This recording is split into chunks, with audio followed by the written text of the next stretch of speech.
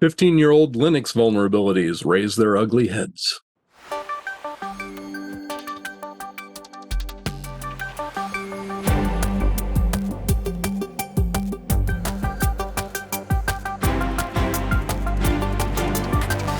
Hey, Jim, you have, interesting as well as a couple of vulnerabilities which are like more than 10 to 15 years old, which can like basically give the root privileges to any local user. Would you like to expand and discuss a little bit about those details?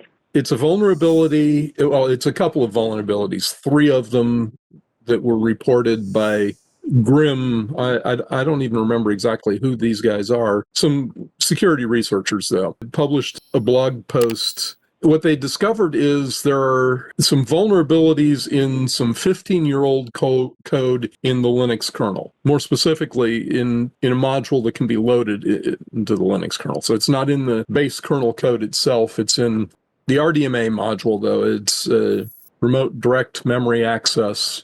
But basically, the way it works is 15 years ago, they introduced support for iSCSI, which is a way of doing SCSI disks have been around. The SCSI protocol has been around since the late 80s, I think, and for attaching disk storage to various systems.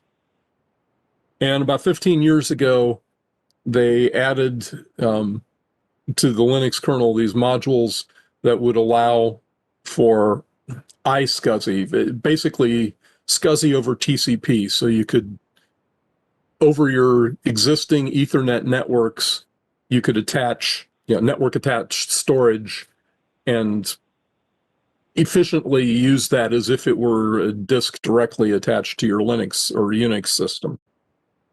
And so, the SCSI protocol being 35 years old or whatever it is now, obviously there are some weaknesses in it. It was never designed with security in mind. And when they created iSCSI, for all practical purposes, SCSI over TCP, they didn't clean up any of the security vulnerabilities in the underlying protocol. So if you are going to use iSCSI, I guess one of the things that I should point out is please do it on a dedicated, at least a dedicated VLAN, if not a dedicated hardwired network completely separate from your other normal network traffic, because you don't want to mix them because there's no security in there. But anyway, these modules were introduced 15 years ago, and these guys found 3 of them that could be used ultimately to escalate privileges. So these are not external attacks. In theory, they probably could be used externally to do some sort of a denial of service, to crash some service that's running there, or to disconnect your iSCSI disks. But the way that they chained these 3 exploits together, there were some heap overflows that allowed to leak some memory, that allowed them to find some kernel data structures that they could overwrite to allow a local process to elevate its privileges. So when I first heard about it, I was actually more concerned. Now that I've read in more detail, I'm a little bit less concerned, because privilege escalation vulnerabilities are a dime a dozen.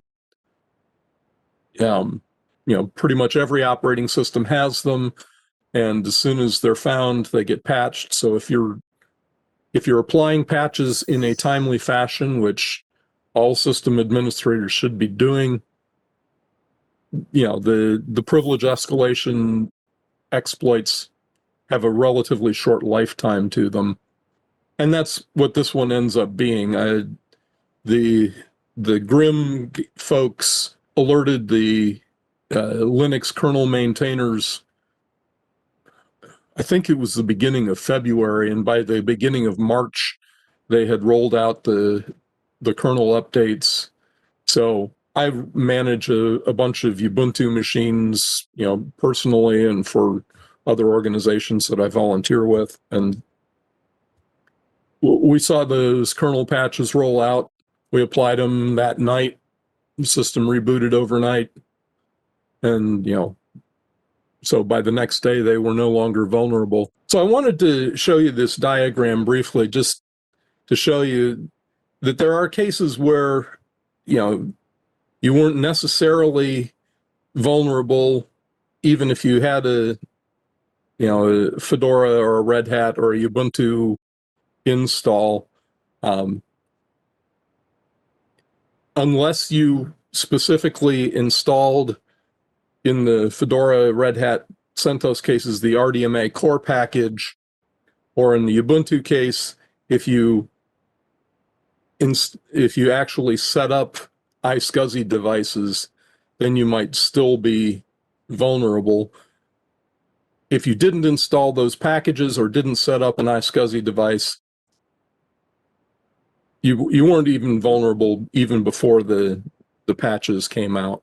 Certain versions are vulnerable, certain are not. So most of the latest stable versions are, I think, seems like not vulnerable. That's a good point takeaway, right? Right, because the patches became available. I think on the 7th of last Monday, and so if you applied those, you're certainly not vulnerable. Even if you hadn't applied them, in the Fedora, Red Hat, CentOS case, if you did not have the RDMA core packages installed, you weren't vulnerable. In the Ubuntu case, if you didn't have any iSCSI devices installed, you probably weren't vulnerable.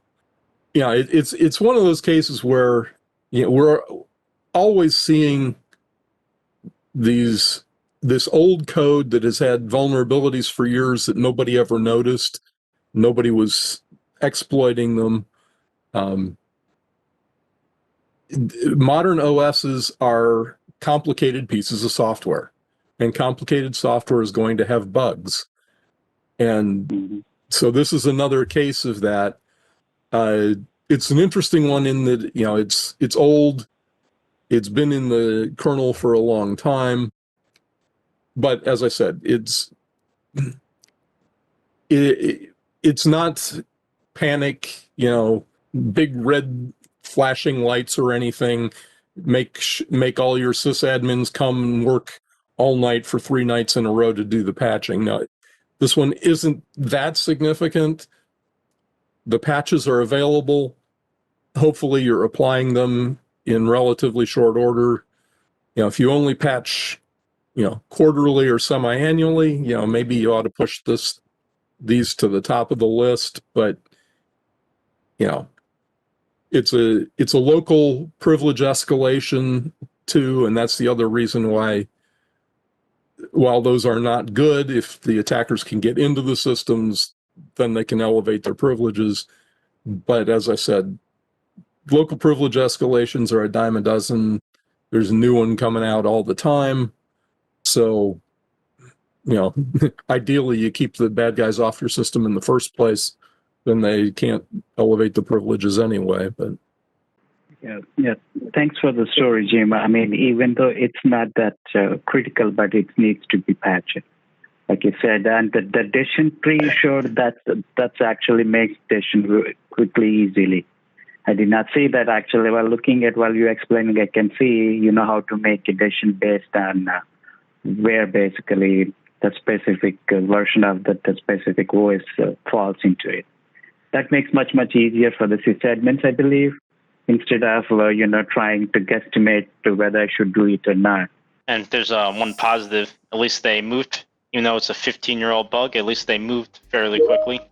That teams were notified on the 17th, and like you said, Jim, that the patches were out. February 17th, and then the patch was out on March 7th.